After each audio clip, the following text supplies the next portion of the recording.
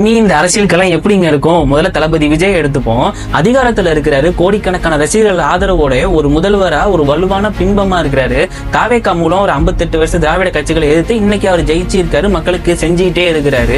So அப்படியே opposite side இப்ப புதுசா கட்சி தொடங்க போற அண்ணாமலை அவர்கள் ஆல்ரெடி ஒரு அதிரடி பேச்சாளருங்க.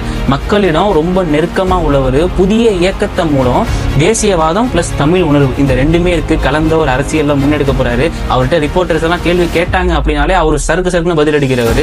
ஸோ ரொம்பவே ஒரு கிளாஷா இருக்க போது. இன்னொரு சைடு அப்படியே டிஎம்கேல இப்போ உதயநிதி ஸ்டாலின் அவர்கள் இன்னுமே பலமா ரெடி ஆயிடுவாரு இன்னொரு 5 வருஷத்துல. ஸோ 2031 பாத்தீங்கன்னா சட்டசபையில சவுண்டு விட்டு தெரிக்கும் அப்படிங்கிறதுல சந்தேகமே இல்லை.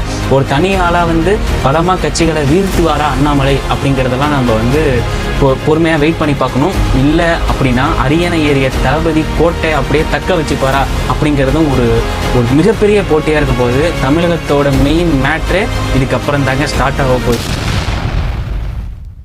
தமிழக அரசியல்களும் இன்னைக்கு ஒரு நெருப்பு வளையத்துல இருக்குன்னு சொன்ன நம்புவீங்களா? ஆமாங்க, பாஜகவோட சிங்கம் அப்படின்னு அழைக்கப்படுற அண்ணாமலை இந்த காக்கி சட்டையை கலட்டினாரு பாத்தீங்களா, அதே மாதிரி இப்ப காவியையும் கலட்டுறாரா அப்படிங்கிற மாதிரி ஒரு கேள்வி எழும்பி இருக்கு.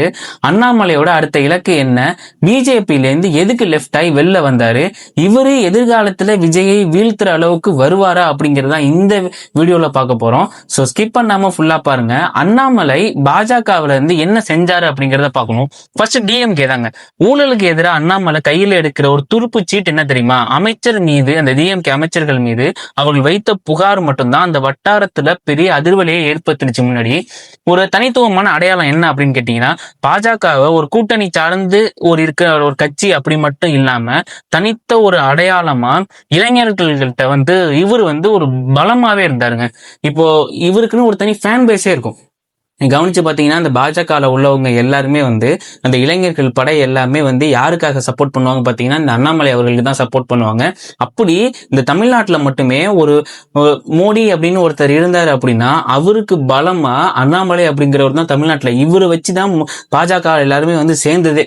அப்படிப்பட்ட ஒரு ஒரு இளைஞரா இவர் இருக்கிறாரு. இவர் இன்னைக்கு லெஃப்ட் ஆயிருக்காரு. சரி, ஓகே, இவர் லெஃப்ட் ஆயிட்டாரு. ஆனா இவர் முன்னாடி ஒரு விஷயம் சொன்னாருங்க. என்ன அப்படின்னா, ஒரு சின்ன வீடியோ நான் உங்களுக்கு போட்டு காட்டுறேன், அதை பாருங்க. நான் எங்கே இருந்து அரசியல் வரேன்னு பாருங்க. முதல் தலைமுறை, என்னுடைய குடும்பம் விவசாயி, எந்த பேக்கப்பும் இல்ல. ஒரு தனி கட்சி எல்லாம் தொடங்கி நடத்த முடியும் நினைக்கிறீங்களா? அதனால் எனக்கு என்னுடைய உயரம் தெரியும். எனக்கு பாரத பிரதமர் நரேந்திர மோடி அவர்கள் மீது நான் வைத்திருக்கக்கூடிய நம்பிக்கை இம்மி அளவு கூட குறையவில்லை. எப்படி பயணம் செய்ய வேண்டும் என்று எனக்கு தெரியும். ஆனால் நான் இன்னைக்கு ஒரு முதல் தலைமுறை அரசியல்வாதியாக, விவசாயியாக நான் மாற்றத்திற்காக தொடர்ந்து போராடுறேன். சில நேரம் என்னுடைய மனசாட்சிக்கு எதிராகவும் நான் பேசுறேன். மனசாட்சி ஒண்ணு சொல்லுது, வாய் ஒண்ணு சொல்றேன். காரணம் தலைவர்கள் சொல்றாங்க. தலைவர்களுக்காக, சபை மரியாதைக்காக, சபை நாகரிகத்துக்காக சில இடத்துல பேச வேண்டி இருக்கு. இருந்தும் சில விஷயத்தை பொறுத்து கொள்ள முடியாது. பொறுத்திருந்து பார்ப்போம், நல்லது நடக்கும். பதவி எதுக்கு நான் போடணும்? பதவியெல்லாம் வெங்காயம் மாதிரி நான் தான் சொல்லிட்டேன். அதை உரிச்சிங்கன்னா ஒண்ணுமே இருக்காதுண்ணே.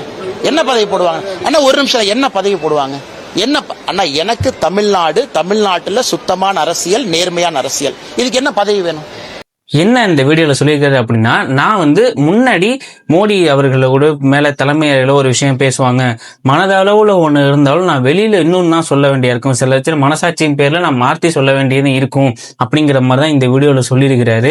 சோ அப்போதைக்கு என் தலைவர்களை விட்டு நான் விலக மாட்டேன், நான் ஏன் தனி கட்சி ஆரம்பிக்கணும் அப்படின்னு 2025 சொன்னாரு. கிட்டத்தட்ட ஒரு அக்டோபர் மந்த்ல சொன்னாரு.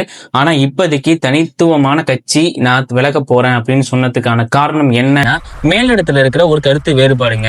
தொகுதி பங்கீட்டுல ஏற்பட்ட ஒரு அதிருப்தி. இன்னொன்னு என்னன்னா, சொந்த மாநில அரசியலை முன்னெடுக்க வேண்டிய கட்டாயத்துல இவர் தள்ளப்படுறாரு. இந்த காரணங்களால மட்டும்தான் அதை நம்ம முக்கியமா பாக்குறோம். அதுல ஒரு முக்கியமா ட்விஸ்ட் என்ன அப்படின்னா, முன்மொழி கொள்கை அப்படின்னு சொல்லுவாங்க. இந்த ஒரு பக்கத்துல பிஜேபி என்ன சொல்றாங்கன்னா, இந்தி திணிப்பு, இந்த விவாதம் இருக்கிற பட்சத்துல அவரு மறுபக்கம் என்னன்னா, தாய்மொழி முக்கியம், ஆனா கூடுதல் மொழி வளர்ச்சிக்கும் நல்லது அப்படின்னு தான் அண்ணாமலை ஒரு கருத்து வைப்பாரு. நம்ம தமிழ் மொழியும் முக்கியம், ஆனா கூடுதல் இந்தி கத்துக்கலாம் அப்படிங்கிற மாதிரி ஒரு விஷயத்த வைப்பாரு. ஆனா இப்போதைக்கு இந்த சிபிஎஸ்இ பள்ளிகள்லாம் இருக்கு பாத்தீங்களா, அதுல 9ஆம் வகுப்பு மாணவர்களுக்கு எல்லாருக்குமே 3வது மொழி, அதாவது ஹிந்தியை கட்டாயமாக்கி இருக்காங்க. ஓகேவா? அதை வந்து அண்ணாமலை என்ன பண்ணிருக்காரு, பயங்கரமா எதிர்த்திருக்காரு. இது பாஜகவுடைய தேசிய நிலைப்பாட்டுக்கு எதிரா தமிழக மாணவர்கள் எல்லாம் வந்து இந்த உணர்வுகளை புரிஞ்சு கொண்டு என்ன பண்றாரு, இந்த அண்ணாமலை வந்து அதெல்லாம் வந்து வேண்டாம் அப்படிங்கிற மாதிரி எதிர்த்து இருக்காரு. இப்போ இது வந்து அவருடைய தனி வழி. ஆனா இதுதான் அவருடைய மெயினான ஒரு தாக்கமா ஏற்பட்டிருக்கு. என்னன்னா, இவரு ஒரு விஷயம் நல்லதா நடக்கிறார், நான் தமிழ்நாட்டுக்கு ஒரு நல்லது செய்வேன் அப்படிங்கிற ஒரு தமிழக முன்னேற்றத்துக்காக இவர் வந்து ஒரு பக்கம் நிற்கிறாரு. ஆனால் மேலிடத்துலேருந்து வர ஒரு அக்யூசேஷனாக இருக்கட்டும், ஒரு விமர்சனமாக இருக்கட்டும், அதை கேட்டுட்டு இவர் பேச வேண்டிய நிலைமையே ஏற்படுது. அது இவருக்கு பிடிக்கலனாலுமே அவர் பேசிதான் ஆகணும் அப்படிங்கிற ஒரு கட்டாயத்தில் அவர் தள்ளப்படுறாரு. நிறைய விஷயங்கள் வந்து அது மாதிரியே இருக்கவும் இவர் ஒரு கட்டத்தில் முடிவெடுக்கிறாரு, சரி வேண்டாம் அப்படின்னு விலகுறேன் அப்படிங்கிறது மாதிரி ஒரு முடிவு எடுத்து விலகிடுறாருங்க. சரிப்பா, விளங்கிட்டாரு. அடுத்து என்ன பண்றாரு, இதை பிஜேபி கிட்ட எப்படி சொல்றாரு அப்படின்னு கேட்டீங்கன்னா ரொம்ப ஷாக் ஆயிடுவீங்க. என்னன்னா, அடிப்படை உறுப்பினர்ல இருந்து அனைத்து பொறுப்புல இருந்துமே, என்னென்ன பொறுப்புல இருந்தாரோ எல்லாத்தினுடைய பொறுப்புல இருந்துமே நான் விலகுறேன் அப்படின்ட்டுன்னு பிஜேபியோட தலைமையுடைய பொறுப்புல இருக்காங்க பாத்தீங்களா, அவங்க கிட்ட ஒரு 5 பக்கத்துக்கு ஒரு ராஜினாமா கடிதம் ஒண்ணு எழுதுறாருங்க. 5 பக்கத்துக்கு எழுதுறாரு. எழுதிட்டு அந்த பாஜக தலைமையிடம் வந்து போய் சமர்ப்பிச்சுட்டாரு. சோ இதுல இருந்து என்ன தெரியுது அப்படின்னா, அவரு அபிஷியலா விலகிட்டார், எல்லாத்துலயுமே விலகிட்டார். பாஜகவுக்கும் எனக்கும் சம்மந்தம் இல்லை, நான் புது கட்சி ஆரம்பிக்க போறதும் கன்ஃபார்ம், அவர் பாஜக இருந்து விலகுனதும் கன்ஃபார்ம்.